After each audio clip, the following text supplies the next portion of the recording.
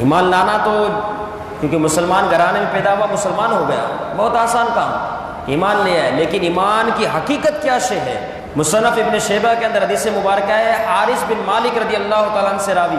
فرماتے ہیں کہ میں سرکار علیہ الصلوۃ والسلام تشریف فرماتے آپ کے قریب سے گزرا ہوں، آپ علیہ الصلوۃ والسلام نے فرمایا حارث صبح تو نے کیسے کی، یعنی صبح تو نے کس حال میں کی؟ تو حضرت حارث بن مالک رضی اللہ تعالیٰ عنہ عرض کرنے لگے یا رسول اللہ صلی اللہ علیہ وسلم، میں نے صبح آج اس حال میں کی کہ میں نے ایمان کی حقیقت کو پا لیا، ایمان کی حقیقت کو پا لیا۔ آپ علیہ الصلوۃ والسلام نے فرمایا حارث تو جانتا ہے کیا بول رہا ہے؟ ہر چیز کی ایک حقیقت ہوتی ہے، ایمان کی حقیقت کو تو نے پا لیا،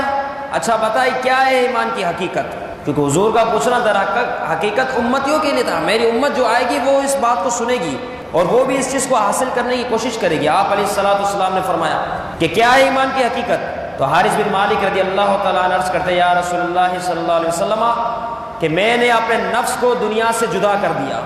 یعنی دنیا کی محبت میرے دل میں نہیں، میں نے اس نفس کو دنیا کی محبت سے علیحدہ کر دیا اور ساری رات اللہ رب العزت کی عبادت میں صرف کرنا شروع کر دی، رات کو صرف عبادت کی جائے اور دن میں روزہ رکھنا شروع کر دیا، اور اس طریقے سے اللہ رب العزت کی عبادت کو کر رہا ہوں، اور میں دیکھتا ہوں کہ جب میں اپنی نظروں کو اوپر کرتا ہوں تو میں اپنے رب کے عرش کو دیکھ لیا کرتا ہوں، اپنے رب کے عرش کو دیکھ لیتا ہوں۔ یہ حارث بن مالک حضور کے صحابی حضور کے سامنے یہ بیان فرما رہے ہیں، یہ ہے ایمان کی حقیقت کہ میں جب نظروں کو بلند کرتا ہوں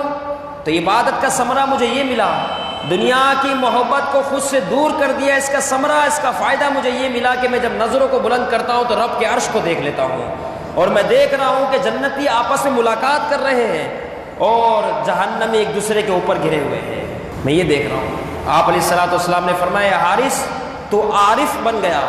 اس چیز کو تو تھامے رہے، پھر فرمایا اس چیز کو تو تھامے رہے، پھر فرمایا اس چیز کو تو تھامے رہے، یہ آپ علیہ الصلوۃ والسلام 3 بار یہ ارشاد فرمایا۔